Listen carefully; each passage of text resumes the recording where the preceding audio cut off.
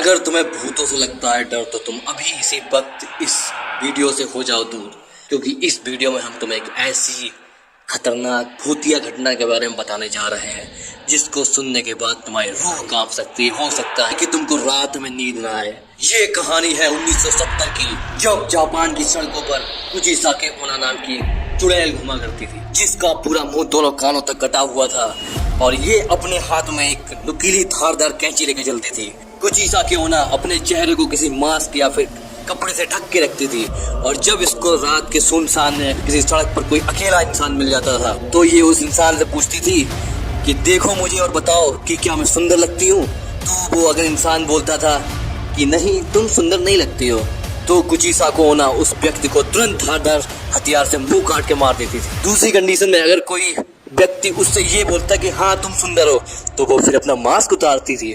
उस जो अपने चेहरे पे कटे हुए चेहरे पे कपड़ा लगा रखा था उस कपड़े को हटाती थी और बोलती थी अब बताओ कि क्या मैं अभी भी सुंदर हूँ। तो अगर वो व्यक्ति बोलता था नहीं तुम अब सुंदर नहीं हो, उसका भी वही हंसने करती, तुरंत उसको ये भाग जाती, उसका मुंह काट के मार देती थी। जब कोई बहुत ही याद समझदार उसके पल्ले पड़ जाता था तो वो इंसान अगर उसके मास्क हटाने पर भी यही बोलता था कि नहीं तुम अब भी सुंदर लग रही हो, तो वो कुचिसाके ओना बोलती थी कि चल मैं भी तुझको अपनी तरह सुंदर बनाती हूँ, और उस कंडीशन में भी उसका मुंह काट देती थी और कानों में वो धारदार हथियार घुसेड़ देती थी। इस कंडीशन में भी उसकी मृत्यु हो जाती थी। पर एक कंडीशन ऐसी थी जो बहुत ही ज्यादा इंटेलिजेंट लोग थे जो कुछ बोलते ही नहीं थे, वो बोलते थे नॉर्मल हो तुम। तो इस कंडीशन में वो कंफ्यूज हो जाती थी और उसे नहीं समझ में आता है कि मारना है या छोड़ना है। तो वो जब थोड़ा सोच में पड़ती थी तो उसे बीच में टाइम मिल जाता था, जो इंसान है वो भाग के अपनी जान बचा सकता था, और कुछ लोगों ने ऐसे जान बचाई भी है।